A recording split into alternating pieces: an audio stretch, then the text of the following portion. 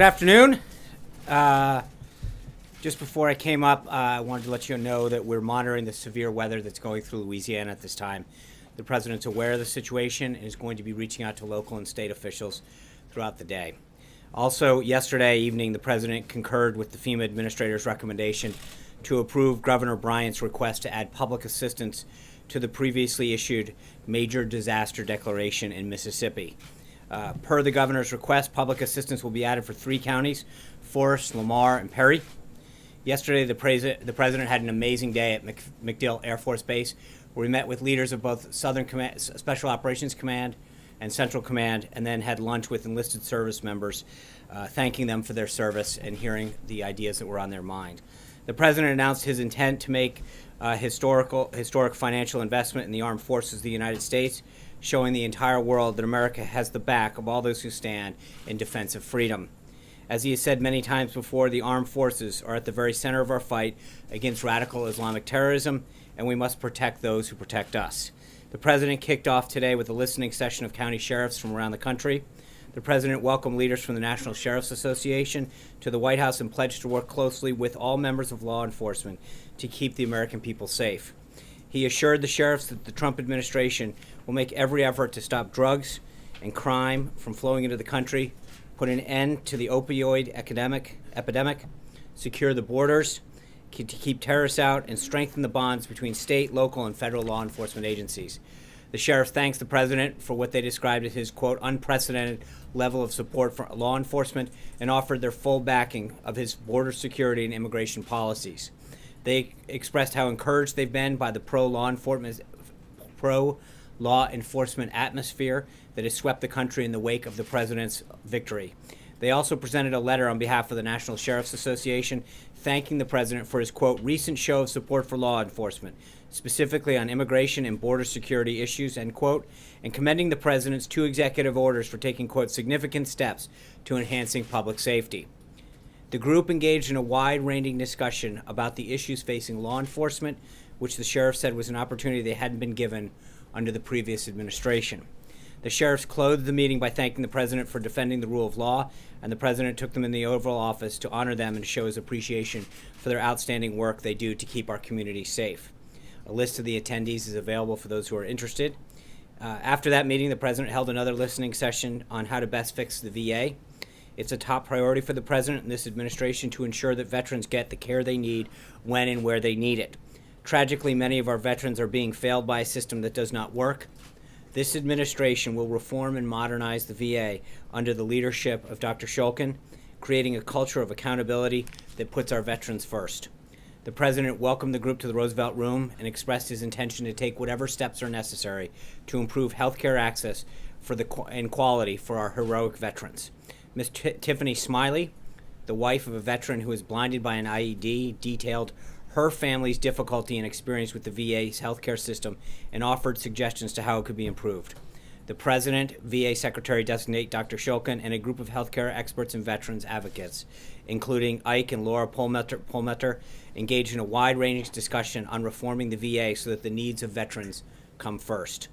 The experts discussed private sector solutions and innovations that could be used to improve the VA. The president praised the secretary-designate for his commitment to veterans and thanked the group for their willingness to serve and do what was best for our veterans. The plan to meet on a regular basis to discuss their collective efforts to improve the VA and its healthcare system.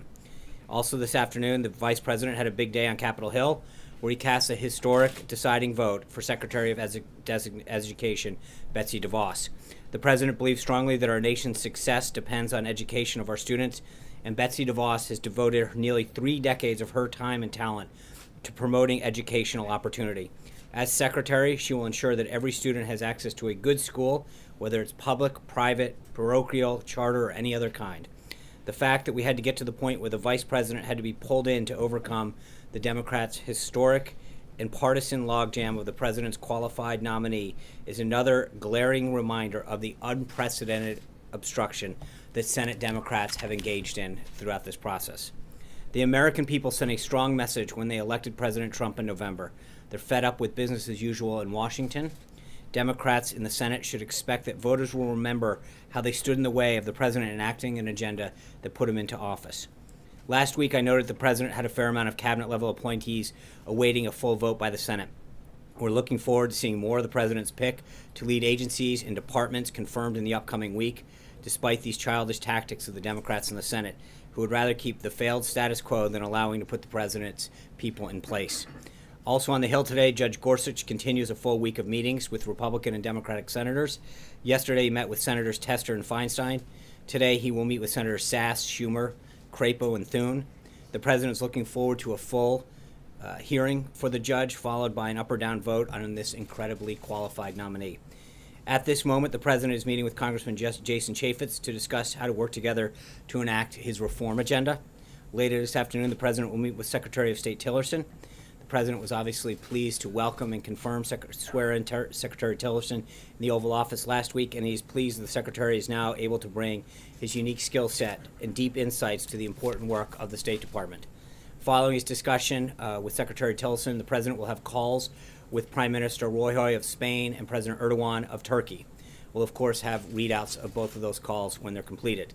This evening, the president will host young officers from the United States Army Special Forces qualification course in the Oval Office. As the president said yesterday, members of our military and their families are our nation's heroes. It is one of his top priorities to ensure that the men and women of our armed forces have the tools, equipment, and resources they need to execute their missions successfully. The president is looking forward to conveying his gratitude and support to these young, brave captains. Later this evening, around 6 o'clock, the Ninth Circuit Court will hold oral arguments per its order from yesterday. I want to quickly run down what we can expect to happen tonight. A career attorney from the Department of Justice will present an argument in defense of the president's order. And to be clear, all that's at issue tonight is the hearing is an interim decision on whether the president's order is enforced or not until the case is heard on the actual merits of the order. It's a simple status quo versus anti-status quo decision. This is just like the case in Boston, which started as a temporary restraining order. There, once we were able to explain our position, the court lifted the order and held that the president's executive order could take effect. As I've stated before, 8 U.S. Code 1182 gives the president constitutional authority for this executive order. It says, quote, whenever the president finds that the entry of any aliens or of any class of aliens into the United States would be detrimental to the interests of the United States, he may by proclamation, and for such period as he shall deem necessary, suspend the entry of all aliens or any class of aliens as immigrants or non-immigrants, or impose on the entry of aliens any restrictions which he may deem appropriate. We look forward to a final decision on the merits of this soon. Looking ahead, I know a few have been asking about more details on Prime Minister Abe's visit later this week. As previously announced, he will visit the White House for meetings on the 10th of February. The president has also invited him down to Mar-a-Lago, and the two leaders will travel there for the weekend. This is a testament to the importance the United States places on the bilateral relationship and the strength of our alliance and the deep economic ties between the United States and Japan. Needless to say, the president's looking very much forward to welcoming the New England Patriots to the White House to celebrate their 5th World Championship. It was obviously a spectacular game. Lastly, we have our eyes on Kabul today following the tragic suicide bombing that killed at least 19 Afghan civilians and wounded 14.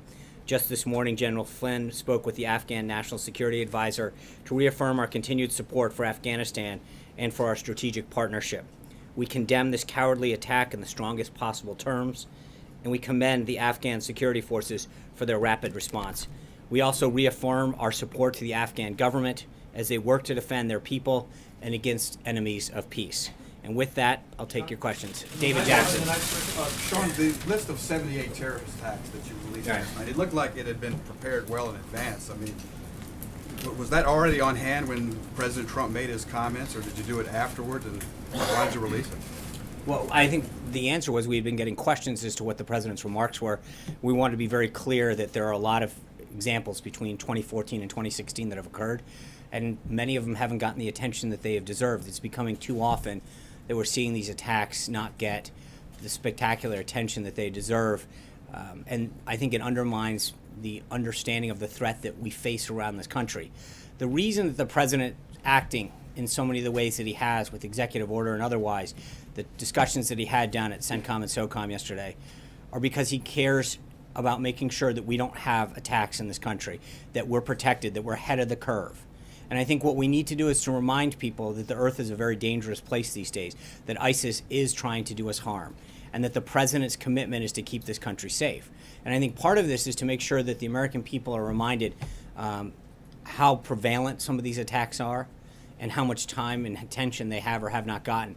But more importantly, to make sure that they understand the unwavering commitment that the president has and the actions they will take to keep the country safe. Did the list put together after his Yes. comments? Yes. After his comments. Yeah. Trey. Thanks, Sean. On the call with Turkish President Erdogan later today, does President Trump intend to discuss plans for Syrian safe zones, and does the president expect Turkey to help create those zones?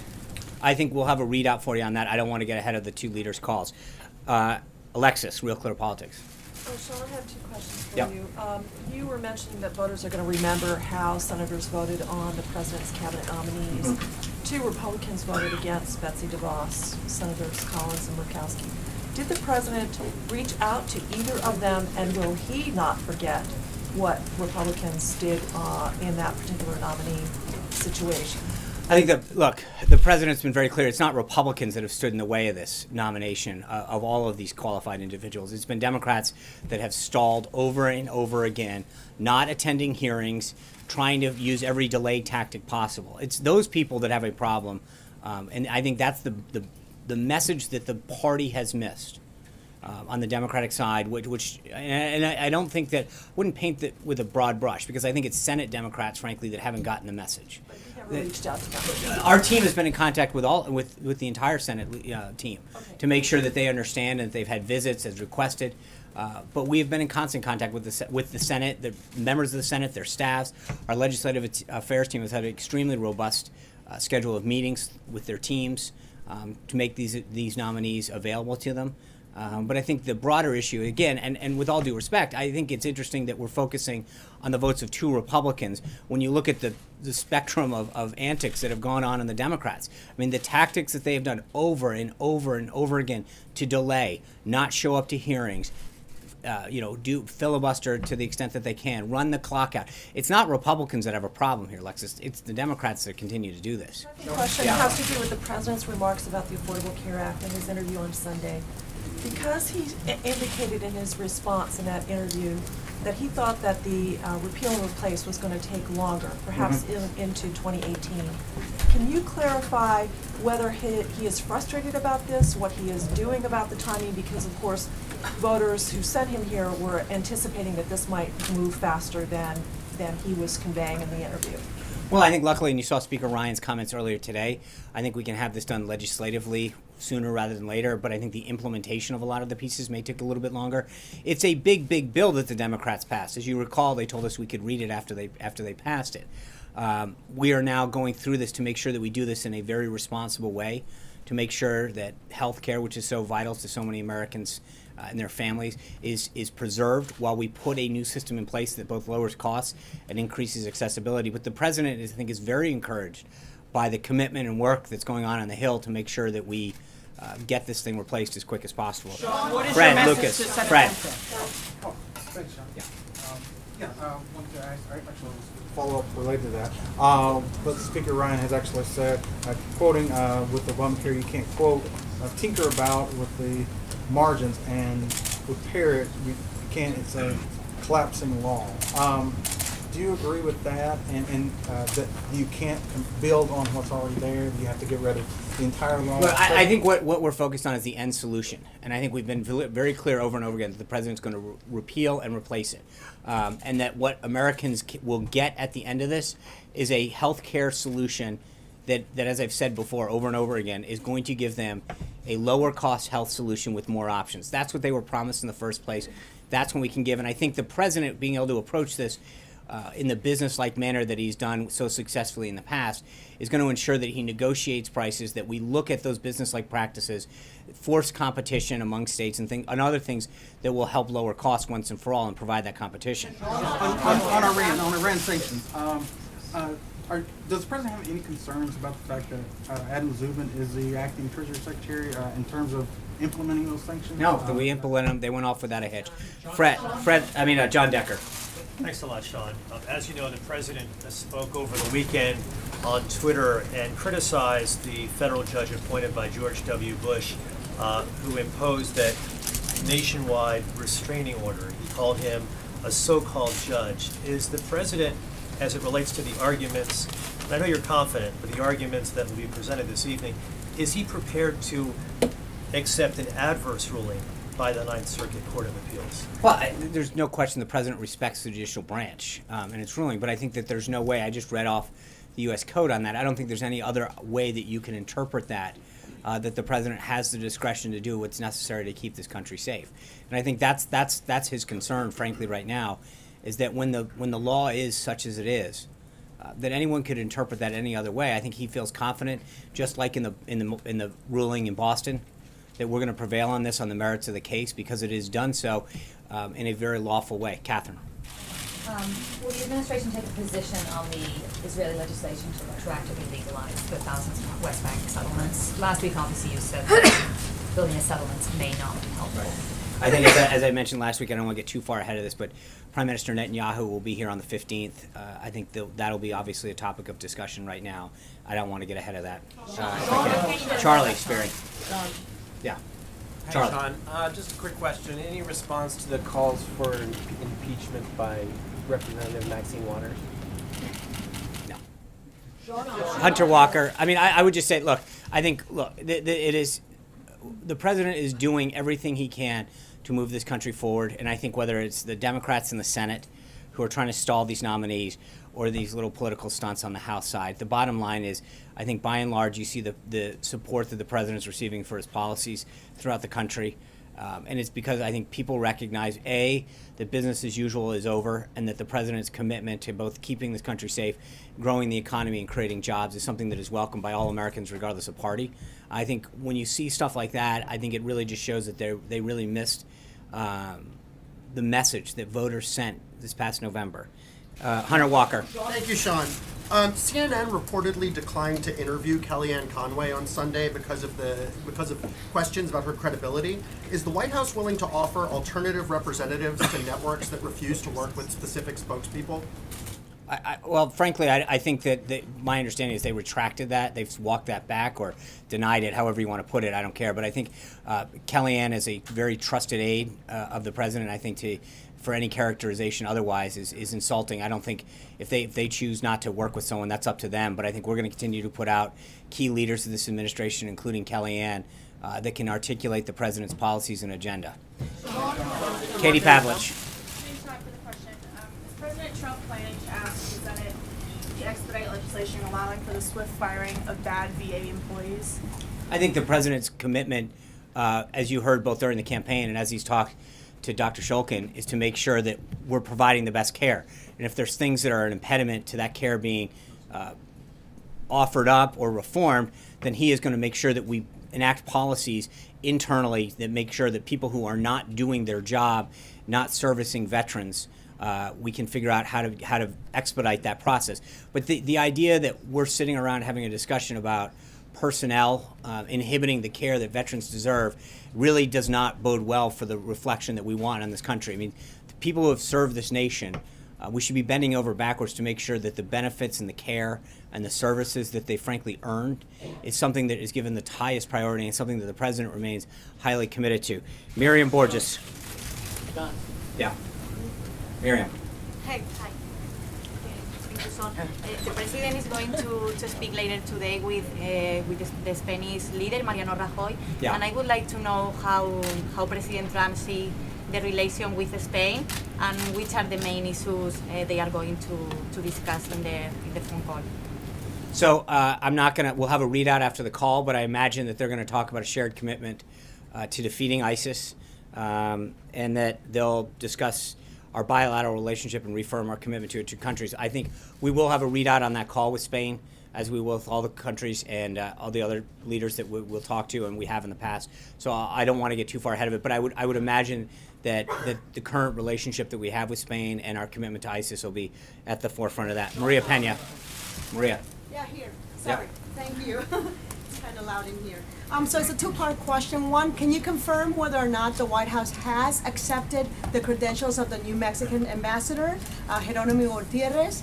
And also, Representative Mike Rogers, I believe, this morning said that he plans to introduce a bill to impose a 2% tax on all remittances that Mexicans send to their country to pay for the wall. Would the president rally behind that bill? So first, I would have to get back to you on the ambassador's credentials. I don't know. We can check with the Department of State and figure that out. I don't know that right off the top of my head, and I'm not going to comment. We don't put out statements of administration policy until the bill has gone through the process. Hallie. Two questions for you. One, following up on healthcare. The president, as you know, campaigned for 18 months on replacing the Affordable Care Act. Where is his plan? I think he's working with Congress. I think I just asked for that. Answer that question. But he's working with Speaker Ryan, Leach. You're acting like. Specifics of it, though. Does he owe the American people something now? And I think he's been very clear that he owes the American people a result that's going to lower costs and provide more access. That's what he continues to work with Speaker Ryan on. I think the Speaker was very clear on it, that they're having meetings both legislatively and at the principal level to make sure that this gets done. And I think, as you heard Speaker Ryan, we continue to be optimistic about getting this thing completed by this year. It's a mammoth bill, what they passed, and did it, and I think we've got to make sure that we do this right. We don't want to end up with the same result that Democrats did. They rushed it through, no one was able to read the bill, and premiums have skyrocketed, access and options have gone down. We need to make sure that we don't do this in a way that's going to end up with the same result. John Roberts. Question for you, Sean, though, on Yemen. Yeah. I did say two. Yeah.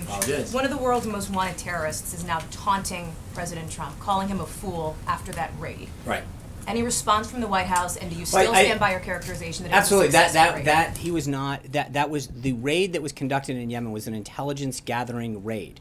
That's what it was. It was highly successful. It achieved the purpose it was going to get, save the loss of life that we suffered and the injuries that occurred. So the goal back on reporting that he was the target? Absolutely. He was not that. The goal of the raid was intelligence gathering. And that's what we received, and that's what we got. That's why we can deem it a success. John Roberts. And I know that you believe that you have a good case on the merits to lift the temporary restraining order. If the president does not prevail at the Ninth Circuit Court of Appeals, will he take this to the Supreme Court? Well, let's see where we go. I think he's made it very clear that he's... Can I just finish? Yeah. Okay, I'm sorry. And is he concerned that if this does go to the Supreme Court with his current 4-4 makeup, that this temporary restraining order may become a little more permanent? Well, remember, tonight is about just a restraining order. We're not right. I understand, but I think that it's important to explain this to everyone, John, because I know you get it, and so many. But I just want to make sure. Tonight is about the restraining order. It has nothing to do with the merits of the case, and that's why I think we feel confident. The question is, does the restraining order get lifted or not? But regardless of what happens tonight, the merits of the case still need to be to discuss. And I think the merits of the case, as they were in Boston, are ones that we feel very confident on because the law is crystal clear on this. The president has the authority to do this. It was done so in an interagency process that ensured that all the appropriate people were consulted. We went through that with flying colors. I have zero concern that at the end of the day we will be fine. It's just a question of going through the process. And I get all that, but okay. As you pointed out. But if he does not prevail at the Ninth Circuit, will he take this to the Supreme Court? I'm not going to get. Let's see where it goes first. I think our goal right now is to get to a point we can argue it on the merits. We feel confident based on how the court has reacted in Massachusetts that we're going to be good on the merits. Jonathan Swan. Sure, thanks for the question. Yeah. Does President Trump still plan to immediately terminate President Obama's executive amnesties? With respect to what? DACA and DAPA? As I've said this before, we'll have further updates on that. I understand. Yeah. Go ahead. But just in the thing it said immediately terminate. So I understand that, and I've said before, the president will have further updates on both DACA and DAPA very shortly. We've been very clear on immigration, what the president's priorities would be.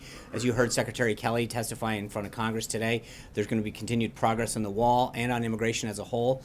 So we're going to have plenty of time to address this. Right now, he's trying to do it in a very systematic way, in accordance to where we find the biggest problems. And so he's been very clear in the past that those who are in this country that pose a threat to us or with a criminal record are where his priorities are going to be first and foremost, and we're going to move through the rest of folks that are in this country illegally. Sarah. Thank you, Sean. Back to Iran, the Ayatollah Khomeini said today that Trump has, quote, helped Iran reveal the true face of America. He said Iran doesn't fear Trump, and he encouraged Iranians to march in the street against America later this week. Does the president have a response to those very aggressive comments, and does he plan to take additional action against Iran if its leaders continue to escalate tensions? I think the president or the Ayatollah is going to realize that there is a new president in office. This president's not going to sit by and let Iran flout its violations or its apparent violations to the joint agreement. But he will continue to take action as he sees fit. The president's also made clear time and time again that he's not going to project what those actions will be, and he will not take anything off the table. But I think Iran is kidding itself if they don't realize that there is a new president in town. John Gizzi. Thank you, Sean. On Thursday, weather permitting, the president is going to meet with airline executives from throughout the country. 2 complaints from airline executives as well as the Pilots Association have been, one, that Norwegian Airlines got a special advantage, a foreign carrier permit from the Obama administration, and also that the airlines of the Emirates, the Arab Emirates, are state subsidized, and both cases are violations of the Blue Skies Act between the U.S. and the EU. Is this something he's going to address, and is he considering upending President Obama's foreign carrier permit? Well, again, that'll be something that'll be decided when they meet, what they'll talk about. Obviously, the president's going to want to talk about economic growth and job creation, how he's enacting orders to make sure the country's safe. On the case of Norwegian, my understanding, if I'm correct, that there's a deal in which they're having 50% of the crews and the pilots are American-based. They're flying Boeing planes. There's a huge economic interest that America has in that deal right now. I don't want to get ahead of the president on that, but just to be clear, I mean, you're talking about U.S. jobs, both in terms of the people who are serving those planes and the person who's building those planes. That's a very big difference. Zeke. Thanks, Sean. A few minutes ago, you said that the president wanted to remind the American people of how prevalent terrorist attacks are and that the earth is a dangerous place. That kind of breaks with the rhetoric we've seen bipartisan administrations use when it comes to terrorist attacks, encouraging the American people to go about their daily lives. Does this president have a different message to the American people? No, I think, yeah, his message to the American people is that he is fully committed to doing everything that he can to keep the country safe. And I think that there's a big difference between what you're saying and with the point that he was making yesterday. And I think that what he's getting at is he was making a point as to the exposure that attacks get. And I think that's what he was getting at, is that we see these things and they're becoming too prevalent. And that's why I think he wants to become ever vigilant, to make sure that we don't ever get lax, that we need to be reminded that places and groups like ISIS continue to seek to do us harm, and that it is his job as commander-in-chief to do everything he can to get ahead of the curve and keep this country safe. I think when you look at the poll that came out last week, and I think 67% of the American people agreed with his proposition to put further restrictions on people, to make sure that we have countries who are sending people to our country, that they are coming here for peaceful purposes, and that if we can't guarantee those countries have the proper vetting and systems in place when they are outbound to the United States, then we need to do what we can, and he will do what he has to as president to make sure that this country is safe. And that I think the point that he was making was not to put fear in anybody, but to rather reassure them that as president of the United States, he is taking every single step to do what he has to get ahead of the threats, to get ahead of the concerns. So we're not looking in the rearview mirror thinking, what should we have done, what could we have done? That we're preventing lives, whether it's the raid in Yemen, the law that he's enacting, that he's going to do what he can to make sure that this homeland and our people are protected and safe. Mara. Thank you. I just have two questions, one on a tweet and one on healthcare. When the president tweeted, if something happens, blame the judge and the court system, did he mean if a terrorist attack is committed by somebody from these 7 countries, or any terrorist attack should be blamed on the judge and the court system? Well, I think the point that the tweet is pretty clear. But I think his point is that kind of dovetails what I was just saying to Zeke. He's doing everything he can, and he walks into office. There are 7 countries that the Obama administration has already identified as not having the proper systems in place to guarantee our safety. And I think his immediate reaction is to do what he has to do to make sure that we're not looking back and saying, you know what we should have done? We should have made sure that we had stricter vetting in place for those 7 countries. So he took immediate and decisive action to make sure that this country and our people were protected. That's what he's talking about, is making sure that we don't have a regret that a month from now, 2 months from now, or a year from now, we hadn't done something to protect people. And so he acted as quick and decisively as possible to make sure that we put the systems in place to protect our people. And that, I don't think there's any other way to read that. Yeah, Lynn. Question on healthcare. Can I just get my second question? Of course. You just said he'll negotiate prices. And that's something he No, ran no, on, yeah. he ran on negotiating prices for Medicare, drug prices. And I just want you to clarify where he is on that, because when he met with Big Pharma the other day, before the meeting, he said, we have no choice, we have to get prices down. Right. After the meeting, he said he would oppose anything that makes it harder for these companies to bring their drugs to market, including price fixing by Medicare. So is he for Medicare negotiating drug prices or not? He's for it, yes. He wants to make sure, absolutely. Okay. The president's clear. I mean, when you look at the cost of, not just drug costs, the U.S. government has not done, I mean, you look at what, frankly, the easier way to look at this is what other countries have done, negotiating costs to keep those down. As drug prices continue to escalate, that drives up healthcare costs for every American, but particularly there's a huge burden on America's seniors, who are so much more reliant on drug prices. And I think, and in many cases, you have people living on a fixed income, and healthcare costs, rising healthcare costs, and prescription drugs continue to be a burden on their ability to live out their lives in a much more enjoyable manner. And so his commitment is to make sure that he does what he can, and I think rather successfully uses his skills as a businessman to drive him down. Margaret. Can you clarify two things? Sure. One, Secretary Kelly, when he was on the Hill today, said that the administration right now is not looking at adding other countries to this temporary travel ban list. Is the White House still giving itself room to add some countries to that list? Well, I think what his point was is that right now he's not doing it. You have to look at his testimony in context. I think he went through the fact that we're still in this review process, that he is committed to making sure that we look at all other countries. But as of this moment, that there's no immediate desire to add to that. But he is looking at all of the other countries, the procedures that we have with them, the systems we have in place to check them. And so nothing is final until the end of the review period. Yeah. But I had a second question. I'm sorry. So you said still leaving room to do that. Something that the president continues to say as a phrase, and I'm hoping you can define it for us, is that this is about testing who truly loves America and making sure that those enter the country are those who truly love America. How do you quantify that? What is the president thinking of? Is that a specific test? What does that mean? No, I mean, look, I think the president's, goal is to make sure that people aren't coming here to do us harm, that they're going through the proper extreme vetting in cases where we don't have the information required to make a good judgment on them based on what their country is willing to provide, that we are taking the proper and necessary steps to protect our people.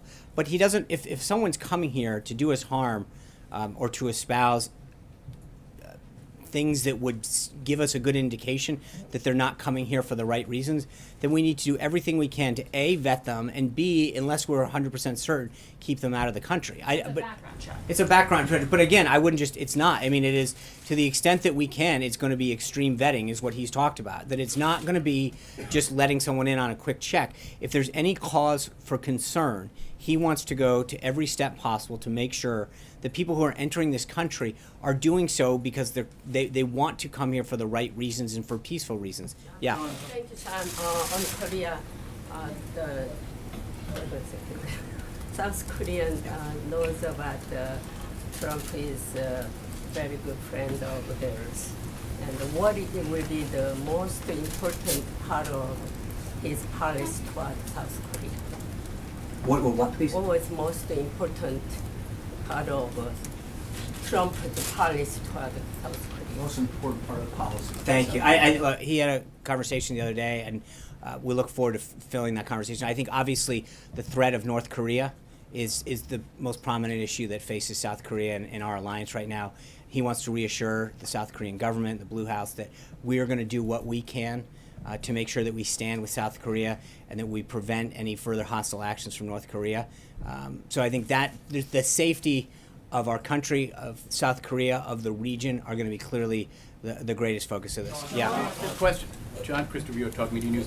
When the president submits his budget, is he committed to pushing Congress to approve sufficient funding for all American students to have either an outstanding public school education or the public funding for them to reach an outstanding private school education? Look, I think the president's talked extensively about education during the primary. That it's whether it's an associate's degree, a bachelor's degree, PhD, or technical education, that we've got to give students these days the options they need for the workforce. That a VOTEC education in some cases is what's in the interest of students in terms of their success and giving them the skills to work on cars or become a computer engineer or whatever.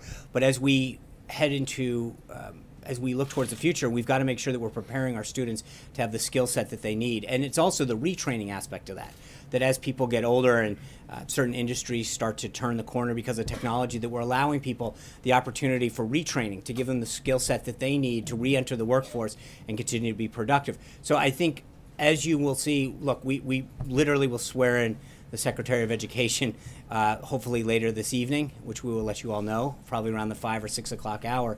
But that will be something that he's going to continue to have a conversation with Secretary DeVos about, something that she's made clear. And it's unfortunate that we haven't been able to have this conversation sooner because it was held up for so long. But I think that's something that Secretary DeVos will be speaking a lot about the education funding and skill set and opportunities that we give not just our children, but people older in life who are looking to get back into the workforce through another avenue. How about the K through 12? How about the youngsters? Right. I think we'll have plenty of time to discuss the president's budget as we get closer, as he sort of develops that. Today, we're excited that Secretary DeVos will get sworn in and we can begin to formulate that. Thanks a lot, guys. Have a great one. Take care.